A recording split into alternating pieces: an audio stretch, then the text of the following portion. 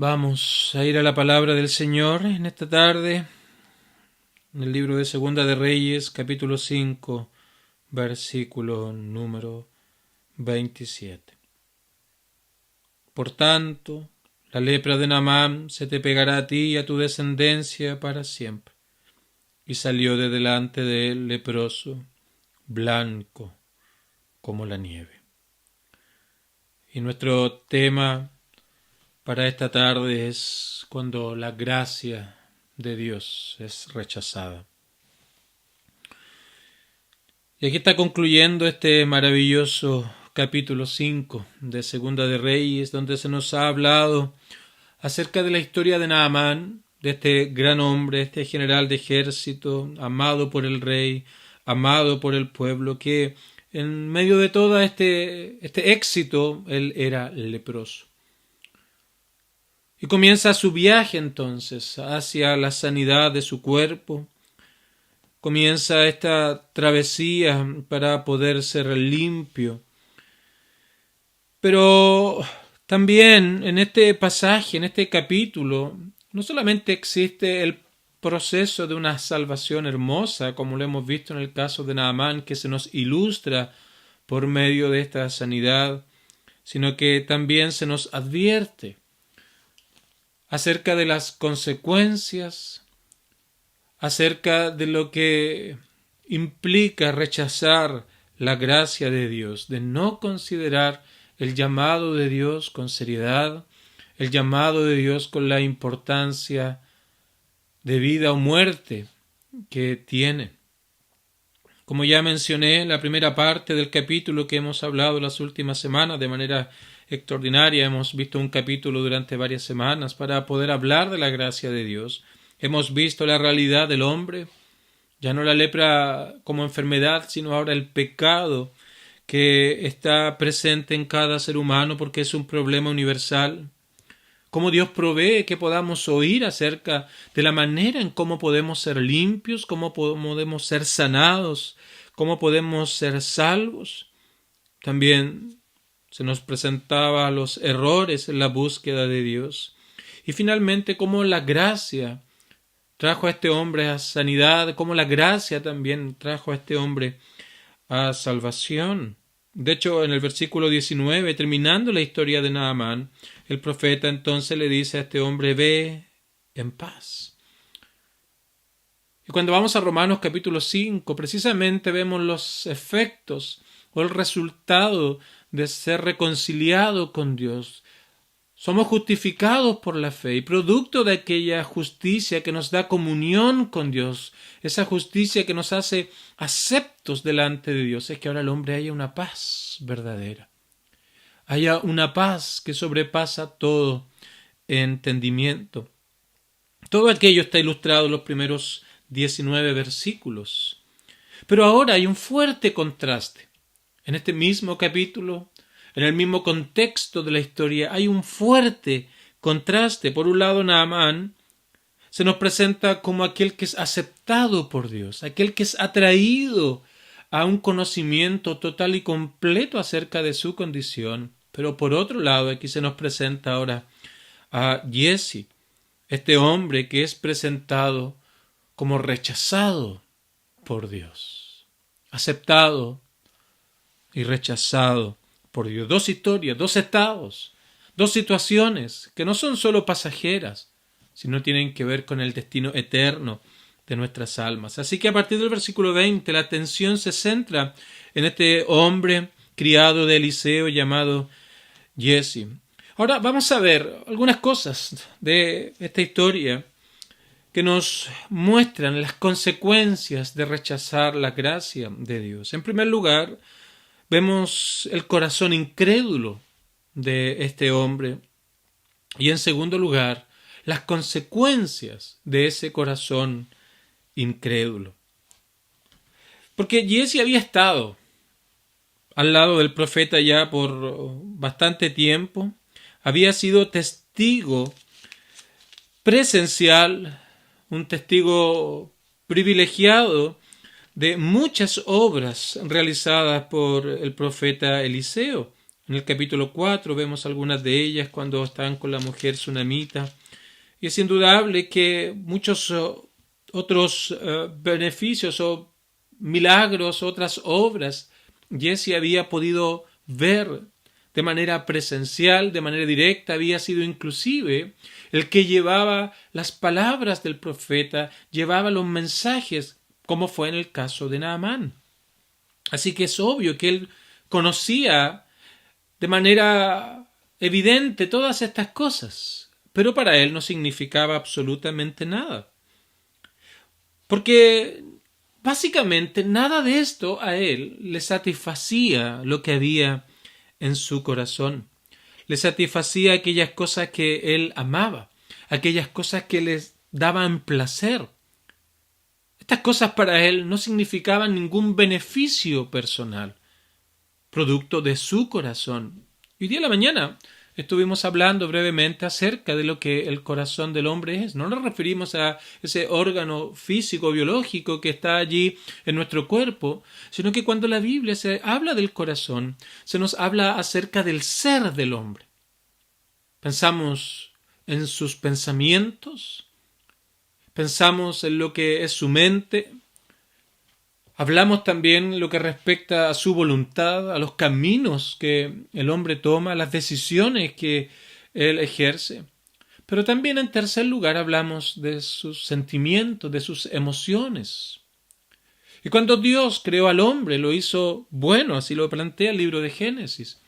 Tenía una mente santa, una voluntad pura, que anhelaban obedecer a Dios. Entonces las emociones, los sentimientos estaban sujetas a una mente sabia, a una mente sensata, a una voluntad santa. Pero cuando el hombre cayó, Adán y Eva en el huerto del Edén, lo que se produjo allí fue un cambio en todo esto, de tal manera que estas emociones ahora trabajan de una manera independiente en cierto sentido, y son ellas las que llevan ahora a que el hombre piense, a que el hombre actúe de tal manera de buscar satisfacer aquellas cosas que le traen placer.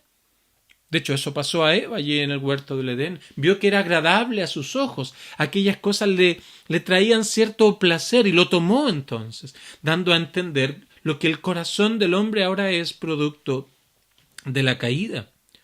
Entonces, vemos a Giezi que este corazón no regenerado, este corazón incrédulo, trabajaba en base a aquellas cosas que le satisfacían. Pero nada de lo que había visto, nada de lo que había contemplado, nada de lo que había aprendido, a él le daba placer ni satisfacía la necesidad de su corazón incrédulo de buscar tan solo beneficio para sí mismo. No había un deseo de poder actuar, vivir conforme a aquellas cosas. En absoluto. Simplemente él seguía los designios de su propio corazón, un corazón caído, un corazón afectado por el pecado. Ahora esto te puede parecer algo ajeno a ti, pero la Biblia presenta que este problema es un problema de todo ser humano. Es un problema universal. No se escapa joven, adultos, anciano. Toda persona está bajo los efectos de la caída y por ende entonces ese corazón que dominaba a Giezi también domina a todo ser humano. Y también nosotros, el hombre ahora, es testigo de las bondades de Dios. De hecho, cuando miramos hacia el firmamento, hacia el cielo, dice la palabra del Señor que los cielos cuentan de la gloria de Dios. Y el firmamento anuncia, proclama, muestra la obra de sus manos. Y esto lo vemos a diario. Tomamos el aire para poder vivir y eso es algo que da Dios. Él hace llover sobre justos e injustos. Todas las cosas que se nos permiten alcanzar, todo lo que tomamos de esta tierra, todo aquello es la muestra de bondad de Dios, pero el hombre olvida todo aquello, no considera la bondad de Dios, sino que como está en el centro de este mundo, como está en el centro de su propia vida, el hombre y todo hombre se ve a sí mismo como fuente, como causa de todo bien. Así que el hombre piensa ser independiente ahora. Pretende vivir independiente de Dios, independiente del Creador, sino que se pone a sí mismo como su propio Dios, sin darse cuenta que aquello lo lleva a ser esclavo precisamente del pecado, de ese corazón caído, de ese corazón no regenerado. Y a pesar de lo visible de Dios en la creación, busca explicaciones alternativas a todo lo que ve, porque su corazón, por naturaleza, rechaza a Dios. Busca sacar a Dios de todo lugar, porque Él, el que quiere estar en el centro de todo. Se olvida de Dios viviendo para sí mismo, pero vive en una burbuja que le impide ver que un día vamos a morir o recordar con seriedad estas cosas. Y olvida que al morir vamos a tener que presentarnos delante de Dios y vamos a tener que ir a dar cuenta a Dios por nuestra vida, por cada instante, por cada minuto, por cada segundo, por cada hora. Vamos a tener que dar cuenta delante de Dios. El escritor al libro de los Hebreos presenta estas verdades que acabo de mencionar diciendo, está establecido. Es una norma, es una regla, es una realidad de que el hombre en primer lugar muera solo una vez. Y luego de esto entonces no viene otra cosa sino el juicio. Y con respecto a estas cosas, el mismo escritor ahora añade que horrenda cosa es caer en manos del Dios vivo. Pero el hombre no piensa en estas cosas. El hombre no se interesa en estas realidades. Para ellos es locura. Tal vez para ti esto es un absurdo. Y si eres un creyente, estas cosas para ti no tenían valor, sentido, ni lógica tal vez. Horrenda cosa es caer en manos del Dios vivo. Y en muchas personas también ha crecido una mala idea.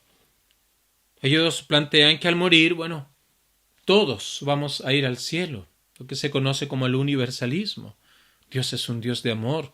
Él no puede enviar a los hombres al infierno, al castigo eterno. Pero este pensamiento distorsiona a Dios, porque se centra tan solo en el amor de Dios, pero olvida por completo todo lo que Él es. Olvida su santidad, olvida que Él no tolera el pecado, olvida que Él no tolera la maldad ni la desobediencia, y se olvida que Dios también es justo, por ende debe actuar en relación a estas cosas en contra de Él, aplicando su justicia perfecta. Queridos amigos, no olvides, y debes recordar, y hoy debes recordar, y constantemente debes recordar, que un día todos, cada uno de los seres humanos que han existido, que existen y que existirán, se deberán presentar delante de Dios. Y es algo que este texto, ahora este pasaje nos lleva a recordar. Porque Jesse tenía un corazón no regenerado, un corazón incrédulo, y se olvidaba del juicio de Dios, se olvidaba que este mundo es pasajero, que va a morir y que después de la muerte viene el juicio. Este hombre se había olvidado por completo, porque su corazón era esclavo de las cosas de este mundo. Era esclavo de lo que este mundo ofrece, y finalmente él iba a tener que llevar las consecuencias de aquella vida, las consecuencias de aquel actuar. Y entonces aquí se nos presentan algunos cargos que fueron puestos en contra de Jesse. Realidades que fueron expuestas delante de él para ver la culpabilidad y entender entonces las consecuencias de aquella culpabilidad. En primer lugar, se nos habla de la vida en injusticia de Jesse delante de Dios. Y básicamente aquello es su actuar pecaminoso. Es su actuar en contra de las normas, de los estándares, de los mandamientos claros y establecidos por Dios en su palabra. Aquí se nos presenta su actuar pecaminoso, tanto de comisión, aquellas cosas que él hizo, aquellas cosas que él pensó, pero también aquellas cosas de omisión, aquellas cosas que él debería haber hecho, pero él no hizo. Yo quiero preguntarte simplemente ahora, ¿cuántas mentirillas dijiste esta semana? ¿Cuántas palabras que no eran verdad? Tal vez hablaste en contra de alguien. Tal vez para poder librarte de algún reto, algún mal rato, por alguna actitud nefasta que tuviste, mentiste. Y tal vez alguien dice, pero bueno, fue una mentirita blanca. Aquello significa que no entiendes nada acerca de la santidad de Dios. Y aquí en primer lugar se nos presenta entonces este actuar pecaminoso de Giezi. Se le presenta entonces a este Giezi de tal manera que podemos conocer cuál era su vida, cuál era su actual, cuál era su actuar, cuál era su manera de comportarse. Pensemos en un cuaderno donde se nos registre cada día de nuestra vida en una hoja. Mañana será otra hoja, pasado mañana otra hoja. Y yo debo decir con seguridad y con certeza, porque así la Biblia lo dice, de que no hay ninguna hoja en blanco en la vida del ser humano, porque todos los días desobedecemos sus mandatos. No solamente puede ser mentira, puede ser odio, orgullo, amor por las cosas de este mundo, olvidar al Creador, ser indiferente a Él. Eso es algo a diario en la vida del ser humano. Así que no hay hoja en ese cuaderno de nuestra vida donde no haya registrado aquellos actos pecaminosos, aquellos actos injustos que hacemos delante de Dios. Y en primer lugar, aquí se nos muestra la vida de ese corazón incrédulo mostrado en acciones pecaminosas de Giezi. Y ese es el primer cargo que se presenta en contra de él. En segundo lugar, se nos habla de la codicia de este hombre. Ese deseo vehemente, como lo presenta un diccionario, de poseer muchas cosas. Nunca se conforma, nunca se satisface, porque ese corazón busca satisfacción en las cosas de este mundo y ese corazón nunca se sacia.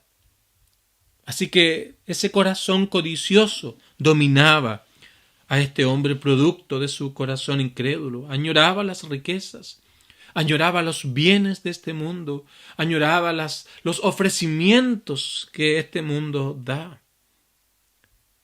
Y aquello es una violación explícita a uno de los 10 mandamientos que resumen la ley de Dios, donde dice expresamente, no codiciarás, en el libro de Éxodo capítulo 20. Y este hombre era codicioso. El segundo cargo que se presenta aquí encontramos entonces en el versículo número 20. Y correré yo tras él y tomaré de él alguna cosa. Porque el placer de su propio corazón es el fin último de la vida. Era la vida de este hombre Giezi, como lo es de la vida de todo ser humano. Este hombre codició lo que Naamán tenía. Anheló lo que este hombre traía. Porque él amaba estas cosas. Él anhelaba, él añoraba todo esto. Tenía ese deseo vehemente, más allá de lo normal, más allá de lo que realmente es necesario. Él anhelaba tener mucho, mucho, mucho más. Y se aprovechaba de cualquier oportunidad y de cualquier persona entonces para poder satisfacer esa hambre, esa sed de tener más, más y más. No le interesaba la persona, sino únicamente lo que podría obtener de ella. De hecho, se refiere de una manera bastante triste acerca de Naamán, a este sirio Naamán. En el original lo ve con desprecio, lo ve como alguien que no valía por el hecho de ser sirio.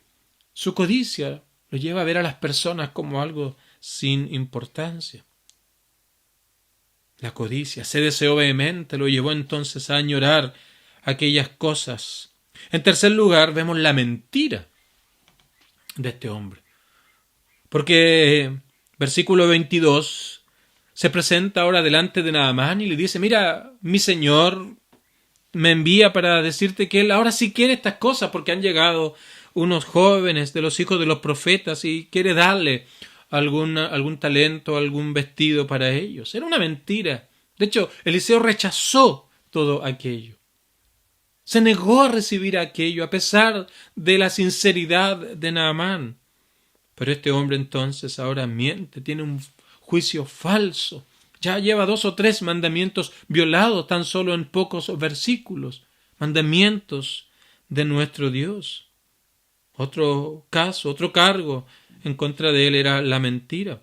Esto es como cuando uno está en un juzgado y viene el fiscal y el juez le da la palabra para que presente entonces los hechos, para poder hacer la acusación y luego dictar sentencia. Entonces el fiscal comienza a narrar los hechos, comienza a presentar los cargos y tiene el código civil o el código penal y dice esto entonces es una violación a tal artículo. Y así lo estamos viendo de esta manera. Esta es la vida de Jesse y ha violado estos mandamientos. No codiciarás, no dirás falso testimonio. Y comienza entonces a presentar el caso de Jesse a la luz de las normas de Dios. Y otro cargo que se presenta en este relato es el engaño. Esta acción por medio de palabras o por medio de hechos para hacer creer algo que no es verdad. Así se define engaño. Y aquí lo vemos en el versículo número 26, porque él llegó de donde Naamán y se presentó donde Eliseo. Y él le pregunta: ¿de dónde vienes, Jesse? Versículo 25, y él dijo: tu siervo no ha ido a ninguna parte. Mintió y ahora trata de justificarse por medio del engaño. Yo no he ido a ninguna parte. Por medio de palabras, él está intentando hacer creer al profeta algo que no es verdad. Pero el versículo 26 aquí nos muestra ahora que es imposible engañar a Dios. Queridos amigos, Dios conoce cada instante de nuestra vida. No solamente conoce lo que hacemos, no solamente conoce nuestro actuar, sino que también conoce las motivaciones de nuestro corazón. Él conoce nuestros pensamientos, conoce nuestro sentir. No hay absolutamente nada que nosotros podamos ocultar delante de Dios. Y no hay excusa. No hay manera de poder ocultarnos de Dios. Muchos tratan de ocultarse la religión. Hacer actividades, hacer acciones, hacer obras, de tal manera de pensar que aquello ha de poner un manto sobre todas aquellas cosas que no son ahora de acuerdo a la voluntad del Señor, buscando engañar a Dios. Pero no lo podemos hacer, aquí se nos ilustra. ¿De dónde vienes, Jesse? La misma pregunta que Dios le hizo a Adán. Adán, ¿dónde estás tú? Cuando él ya había consumado el pecado.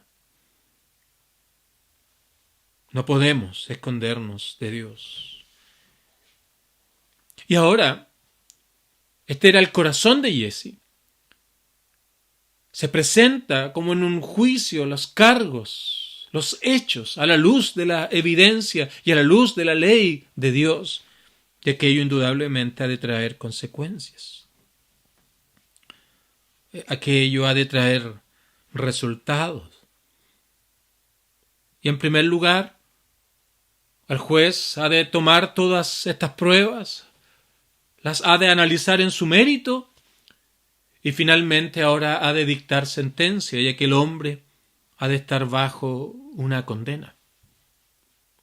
Ese hombre ahora es condenado, producto de ese optar. Y Jesse aquí entonces lo vemos en primer lugar estando ahora bajo condena a la luz de la ley de Dios. ¿Por qué? Porque la paga del pecado es muerte. La primera consecuencia de ese corazón incrédulo es estar bajo condenación. En segundo lugar, se nos presenta otra consecuencia, que es estar separados. Este hombre tuvo que retirarse delante del profeta. Y esa es la consecuencia del pecado, producto de un corazón incrédulo. El hombre está separado de Dios. Pablo lo expresa a los romanos.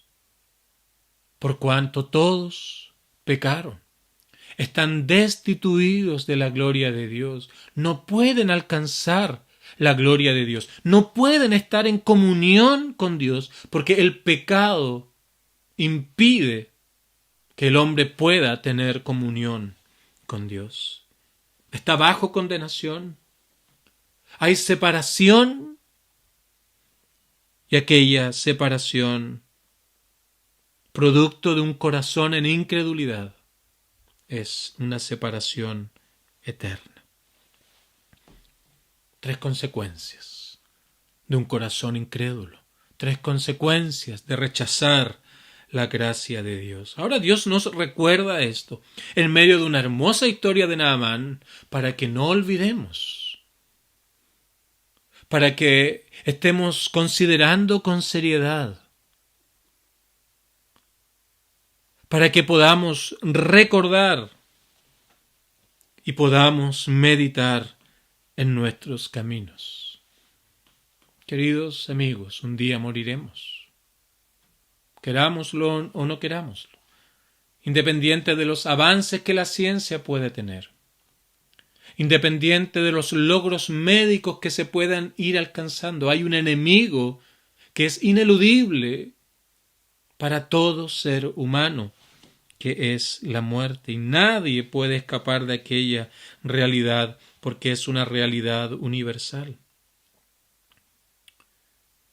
Y en el momento de morir sellaremos el destino eterno de nuestras almas, aceptados por Dios o rechazados por Dios. No hay caminos intermedios, no hay lugares intermedios entre la muerte y la eternidad donde podamos purgar nuestros pecados, donde podamos hacer algún tipo de bien para entonces borrar aquellas cosas que nos impiden entrar al cielo para luego entonces poder entrar al cielo. Esa es la muerte entonces, cuando el destino eterno de nuestras almas será marcado por siempre y para siempre, aceptados por Dios o rechazados por Dios. Y aquí está, en esta hermosa historia de Naamán, este hombre que lo tenía todo, pero que se dio cuenta que no tenía absolutamente nada, porque la lepra estaba presente en su vida. Y fue accediendo a aquella palabra de una sierva, de una mujer sin importancia para él, que le dijo que allá iba a poder hallar sanidad. Fue al principio erróneamente, no comprendía mucho del Evangelio, pero luego el profeta entonces de darle la instrucción, él obedeció, se humilló, hizo como él le dijo, se sometió a la gracia salvadora en el sentido de los métodos que la gracia haya, y ese hombre halló paz, fue aceptado por Dios. Y al momento de partir del escenario de esta tierra, le esperaba un juicio absolutorio, un juicio donde iba a llevarlo al cielo, a la patria eterna, a estar con nuestro Dios. Pero aquí tenemos a un hombre completamente diferente. Prefirió vivir para este mundo, olvidando al Creador, viviendo para sí, llenándose de cosas de este mundo, olvidando que un día iba a partir del escenario de esta tierra. Fue rechazado por Dios. Pero el hombre es en vida entonces cuando es llamado a razonar. Es llamado a estar a cuentas con Dios. Y aquello es porque Dios ha provisto un camino por el cual el hombre pueda hallar perdón de pecados, salvación y vida eterna, y no es otro, sino tan solo Cristo. Porque el hombre necesita justicia para poder ser acepto delante de Dios. Pero nuestros cargos, nuestra vida, nuestro corazón impide que aquello pueda ser hecho por nosotros mismos. No la tenemos, pero Cristo la provee. Nuestro Salvador es quien provee aquella justicia que el hombre no puede alcanzar.